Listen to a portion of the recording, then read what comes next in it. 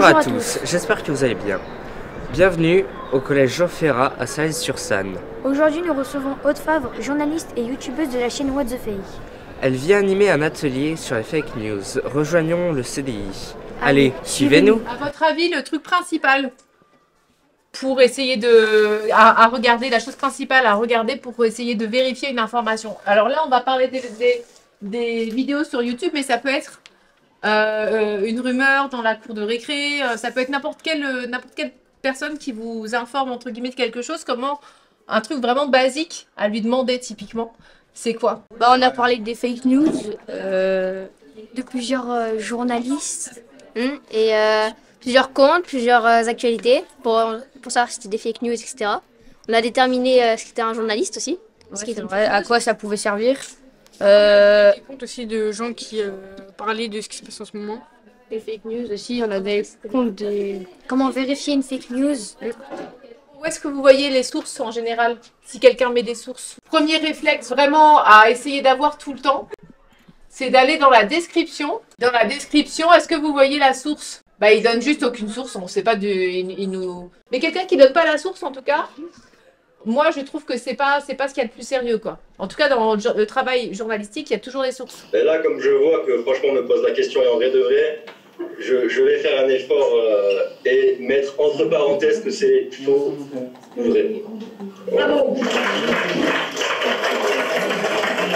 Et je vais relayer l'information à mes amis qui font pareil. Je trouve ça très intéressant de travailler sur le thème des fake news, d'apprendre aux élèves à faire du fact-checking, à aller vérifier les faits lus sur Internet et sur les réseaux. On va essayer d'abord de fact-checker, donc de vérifier, un peu comme on a fait là.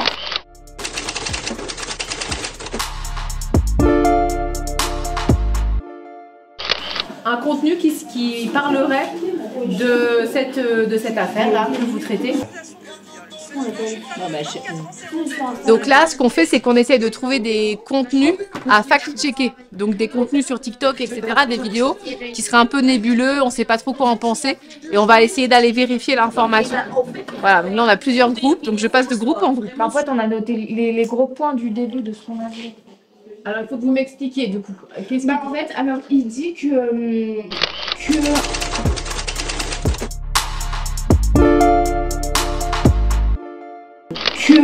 Donc c'est Julien Bert, qui est un Marseillais. Voilà. Juste que tout le monde comprenne bien là. Qui a dit que en fait, il n'était pas du tout violent avec elle. Juste un jour, elle lui a mis une gifle. Avec son ex. Ouais. Voilà. Un jour, elle lui a mis une gifle, donc Ilona, et lui, il a fait, j'ai jamais eu un geste de violence. Elle n'a jamais reçu un coup de ma part. Voilà. Elle n'a jamais reçu un coup de ma part. Et jusqu'au point, là, quand j'ai dit point, on finit de noter tout. Donc il faut trouver une vidéo à vérifier, une vidéo qui est sur cette thématique de la journée du viol. Et qui dit pas que c'est faux. Qui dit si vous avez déjà une vidéo qui dit c'est faux, il n'y a rien à vérifier.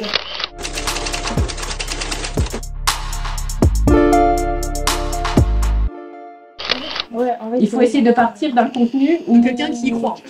Ouais, de quelqu'un typiquement qui y croit, et après on va faire la source, le travail, enfin toute la petite méthode dont on a parlé. Ça fait plusieurs années que je travaille avec Madame Junillon autour de ça. On a eu plusieurs ateliers et puis comme c'est des projets qui sont portés par la médiathèque Écume, qui sont un petit peu clés en main, nous à chaque fois on dit oui, parce qu'on a toujours des intervenants de qualité qui viennent enrichir nos pratiques, et c'est vrai que c'est hyper précieux d'avoir des professionnels qui viennent nous voir comme des journalistes qui travaillent pour de vrai, dans la vraie vie, parce que moi en tant que professeur de français je fais toujours une séquence sur le journalisme, mais je ne suis pas journaliste, donc d'avoir des vraies personnes, c'est ça, moi j'apprends plein de choses en fait, aussi.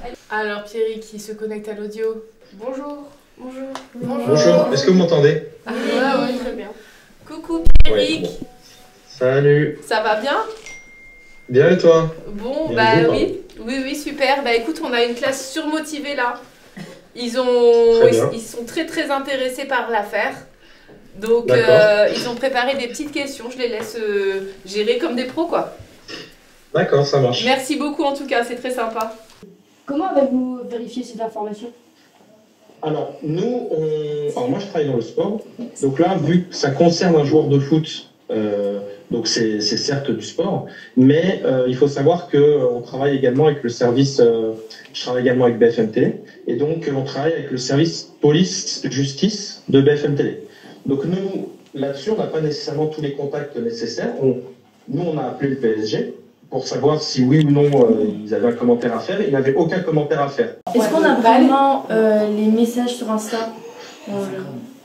Alors, nous, non. Maintenant, j'imagine que la jeune fille a forcément gardé les messages, j'imagine, et qu'elle les a montrés aux forces de l'ordre policiers. Mais nous, on les a pas. Okay, merci beaucoup, Pierrick. Merci beaucoup. Avec plaisir. Bonne journée. Au revoir. Au revoir. C'est long. Je trouve que c'est intéressant parce que on apprend beaucoup de choses, principalement sur les fake news, comme celle sur laquelle on est en train de travailler.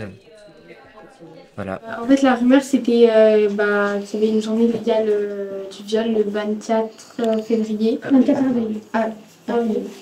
avril. En France. Et du coup, ça a fait plein... Enfin, c'est devenu viral sur les réseaux et tout comme ça. Et du coup, vous pensez quoi de cette fake news? Je trouve quand même qu'elle est assez difficile. Enfin voilà, du coup j'ai regardé quand vous m'avez sollicité et oui, je trouve ça assez hard et ça me questionne quand même sur ce qu'on pense des femmes, la condition féminine. On va être le 8 mars, la journée des droits des femmes et ça pose question. Ça m'interroge et je me demande qui lance ce genre de rumeurs et dans quel but. Ah, bonjour. Bonjour. Ça va bien? Oui, ça va. Bonjour tout le monde. Bonjour. Journée du viol le 24 avril, donc ça n'existe pas. Et de repartir de cette première vidéo qui a déjà été supprimée et qui lance en fait une rumeur. Mais ce qui est assez fort, c'est à quel point les filles y croyaient et y croient encore. Et donc à quel point ça a créé la peur chez les femmes et les jeunes filles en particulier sur les réseaux sociaux. Donc pour nous l'article il est important parce qu'il permet de dire il n'y a pas de journée internationale du viol et le viol c'est grave tous les jours de l'année et donc il faut en parler comme ça et pas comme quelque... Mais merci infiniment, Camille. On va vous suivre alors du coup sur les réseaux sociaux. Vous êtes sur Instagram, on peut vous suivre pour voir ce que vous faites, etc. Vous partagez des contenus. Bien sûr. Vous allez avoir une petite flopée d'élèves qui va vous suivre. Qu'est-ce que vous en avez pensé? C'était trop sympa.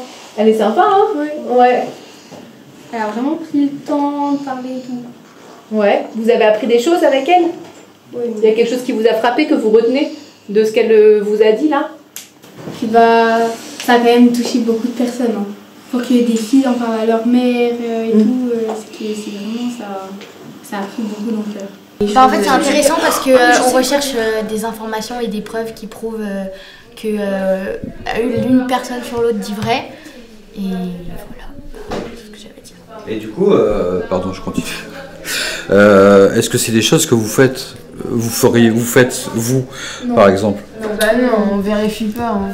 On prend pas le temps. Tu le vois sur le moment, ça te divertit, mais tu prends pas le temps de vérifier. Et donc du coup, on sait pas trop quoi, qui est la victime et qui est le voilà. C'était la base de leur questionnement en fait. C'est ça qui les a amenés à l'enquête. C'est ça. En fait, on peut chacun avoir notre conviction personnelle sur cette histoire. En tant que journaliste, le seul moment où on pourra dire Julien Bert est coupable de violence conjugale, ce sera quand il sera condamné, ou alors si jamais il admet dans une vidéo que en effet il l'a fait quoi. C'est bon. Merci beaucoup. Merci beaucoup. Est-ce que ça a changé votre point de vue sur ce type de vidéo? Concrètement non, parce que la question du buzz c'est aléatoire. Le parti pris aussi, c'est... Donc en vrai non, mais ça nous a apporté quand même des réponses à la question. Hakimi, au cœur de la polémique, l'intérêt droit du PSG, Achraf Hakimi, est soupçonné depuis quelques jours d'avoir violé une femme de 24 ans à son domicile. Vachement bien. Il ne propose aucune source. Ouais, c'est super. L'affaire a éclaté dans un article du Parisien et a été reprise par différents médias comme RMC Sport. Nous avons souhaité connaître plus de détails sur l'affaire le chef de rédaction de RSS. Quand on est journaliste, on passe son temps à se dire waouh, on va faire des enquêtes, on cherche de l'impact, on cherche des choses qui vont peut-être un peu faire bouger les lignes, etc. Et donc c'est vrai que souvent je me suis figuré que en faisant des gros voilà des gros dogs pour des grosses chaînes, c'est ça qui compte et tout, mais finalement ici ça compte aussi énormément et ce sera pas sur CNN et on s'en fout en fait. Sinon, t'as bien aimé l'activité que t'as faite? Ouais, j'ai bien aimé. Et toi, t'as fait quoi, ça? Un truc sur le... Bon, bah, c'est fini. J'espère que ça vous a plu et surtout... Abonnez-vous! Ouais, abonnez-vous!